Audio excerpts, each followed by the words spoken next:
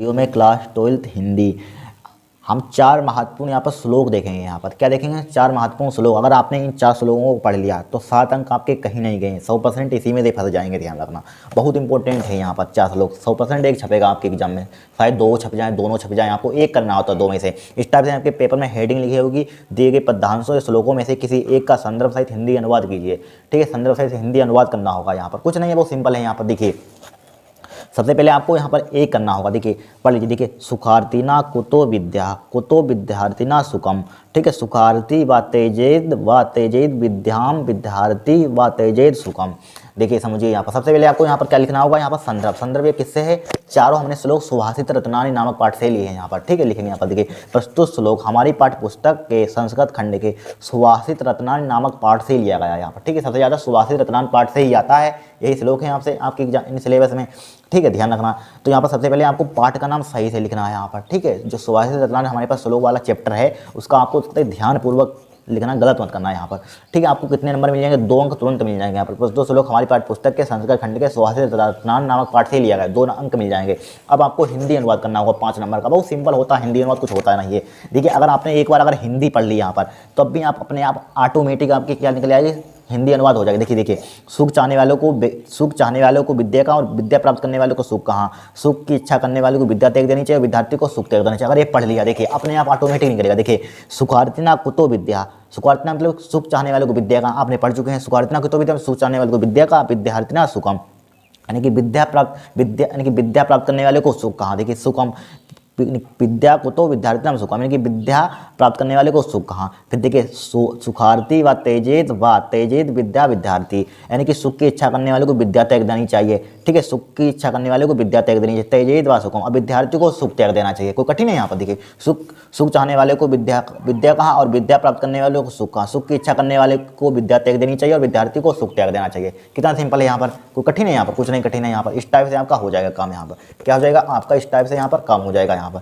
ठीक है, फिर देखिए, बहुत इंपॉर्टेंट है, ध्यान रखना, इंपॉर्टेंट है, छपे के तरह 100% इंपॉर्टेंट है, हर साल आने वाले। देखिए, ना चौरहार्या, ना चा राजहर्य, ना भ्रात भाज्यम, नाचा भारकारी, बे कृते वर्धत एवं नित्यम, विद्याधनम सर्व प्रधानम। मतलब कि देखिए, हिंदी देखिए, पढ़िए, देखिए पता चल जाए। देखिए, ऐसा विद्या धन न चोर द्वारा चुराया जा सकता, ना राजा द्वारा छीना जा सकता है। ठीक है, ना छीना जा सकता है और ना भाई द्वारा बांटा जा सकता, और ना ही भारकर है, ना ही वजनदार है। कोई वजन है इसमें? बत्तियाँ होता नहीं होता है, पढ़ते हुए वजन पड़ता है नहीं। तथा व्यय करने से नित्य बढ़ता है, जो सब धनों से प्रधान है। देखिए, ना चौरहार्या, ना चौरिया मतलब कि ऐसा विद्या धन ना चोर द्वारा चुराया जा सकता, ना चा राजहर्य मतलब कि राजहर्य ना राजा द्वारा छीना जा सकता है। यहाँ पर देखिए, चो मतलब चोर से, रा मतलब राजा, ना राजा द्वारा छीना सकता, ना भ्रात भाजे, ना चा भारकार मतलब कि भा मतलब क्या बताते हैं? भाई, ना भाई द्वारा क्या हो सकते हैं? बांटी जा सकती है यहाँ पर। ठीक है, बांटा जा सकता है। ना चा भारकर, ना इसमें वजन होता, ना भारकर है यहाँ पर। ठीक है, व्यय करते बढ़ते, ना व्यय मतलब क्या? खर्च होना, यानी कि जितना आप खर्च करेंगे उतनी क्या होगी आपके पास? ये विद्या क्या होगी? बढ़ेगी यहाँ पर।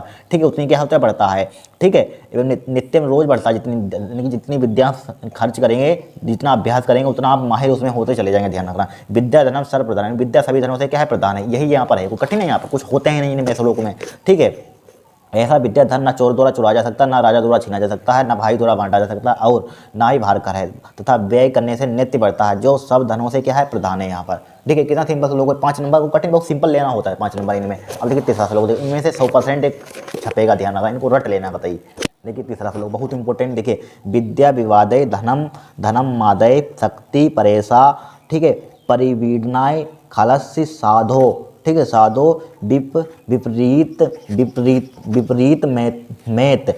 ठीक है, अज्ञाने दानाय चा रक्षाणे मतलब कि देखिए, हिंदी पढ़िए। देखिए, दुष्ट की विद्या विवाद के लिए, धन माद के लिए, और शक्ति दूसरों की पीड़ा पहुंचाने के लिए होती है। इसके लिए विपरीत सज्जन की विद्या ज्ञान के लिए, धन दान के लिए, और शक्ति दूसरों की रक्षा के लिए होती है। देखिए, विद्या विवादन मतलब कि दुष्ट की विद्या किसके लिए? विवादन मतलब विवाद के लिए होती है, विवाद के लिए होती है यहाँ पर। ठीक है, दुष्ट की विद्या किसके लिए होती है? विवाद के लिए। देखिए, धन मादय मतलब कि धन किसके? धन मद के लिए, और शक्ति परेशान, शक्ति मतलब परेशान के लिए होती है। ठीक है, शक्ति किसके लिए होती है? शक्ति दूसरों की मतलब पीड़ा पहुंचाने के लिए, परेशानी करने के लिए होती है यहाँ पर। ठीक है, बोल सकते हैं, अपनी भाषा में लिख देना यहाँ पर। ठीक है, फिर देखिए, खालस्य साधो विपरीत, देखिए खालस्य साधो, देखिए विपरीत यहाँ पर लिखा हुआ, यानी कि इसके विपरीत, मतलब इसके विपरीत सज्जन की विद्या कितने हैं, देखिए सज्जन यहाँ पर लिखा हुआ, मतलब कि देखिए विपरीत, अब देखिए इसका मतलब क्या हो जाएगा यहाँ पर सज्जनाम, मतलब कि क्या होगा, सज्जन की विद्या किसके लिए होगी, यानी कि इसके विपरीत सज्जन की विद्या ज्ञान के लिए, धन किसके लिए होगा, शक्ति, धन यानी कि धन दान के लिए, और शक्ति दूसरों की रक्षा करने के लिए, दूसरों की सहायता करने के लिए होती है। ठीक, यही लिखा हुआ है, दुष्ट की विद्या विवाद के लिए, धन मान के लिए, और शक्ति दूसरों की पीड़ा पहुंचाने के लिए होती है। इसके विपरीत सज्जन की विद्या ज्ञान के लिए, धन दान के लिए, और शक्ति दूसरों की रक्षा करने के लिए होती है, सहायता करने के लिए होती है। बस कितना सिंपल है, यहाँ पर कठिन है, श्लोक है बहुत सिंपल है। यहाँ पर देखिए प्रीणात्या सुचरित है पितरम सा पुत्रो, देखिए इसको हिंदी में पढ़ लीजिए। देखिए जो पिता को अच्छे आचरण से पसंद करता है ऐसा पुत्र, जो पति को हित चाहती है, ठीक है, पति का हित चाहती है ऐसी स्त्री, जो सुख और दुख में समान व्यवहार वाला है ऐसा मित्र, इन तीनों को संसार में पुण्यशाली ही जन पाते हैं। देखिए समझिए यहाँ पर, देखिए लिखा हुआ प्रीणात, देखिए प्रीण मतलब कि प्री से मतलब प्रीणात्या, ठीक है, देखिए प्रीणा थोड़ी, देखिए प्रीणातिया, प्रीणातिया लिखा हुआ है, मतलब कि जो पिता को अच्छे आचरण से, ठीक है, अच्छे आचरण से, सुचरिता पितरम सा पुत्रो, जो पिता को अच्छे आचरण से प्रसन्न करता है, ठीक है, पितरम प्रसन्न करता है ऐसा पुत्र, ठीक है, ऐसा पुत्र लिख देंगे यहाँ पर, ऐसा पुत्र मतलब ऐसा पुत्र, ठीक है, ऐसा पुत्र जो पति को जो ऐसा पुत्र जो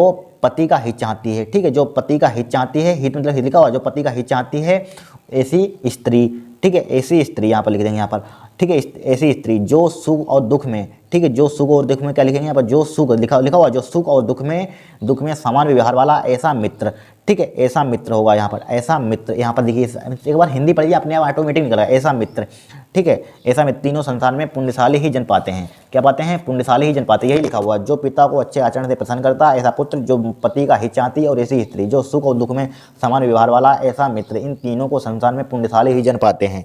ठीक है, कोई कठिन है ऐसा लोग, यहाँ पर कुछ नहीं है, इन चारों को तैयार कर लीजिए, बहुत इंपॉर्टेंट है यहाँ पर। अगर आप हिंदी एक बार पढ़ लीजिए ऑटोमेटिक आपका अर्थ निकल जाएगा, अपने आप निकलता चलाएगा, बहुत ही सिंपल है, ठीक है, कठिन है यहाँ पर, एक बार पढ़ लीजिए, समझ लीजिए, बहुत सिंपल, कितनी अच्छी है यहाँ पर, ठीक है, श्लोक कितना अच्छा है यहाँ पर, बहुत अच्छा है यहाँ पर। फिर देखिए इसको आपको तैयार कर लेना है, 7 अंक आपको पक्के में हो जाएंगे यहाँ पर, ठीक है।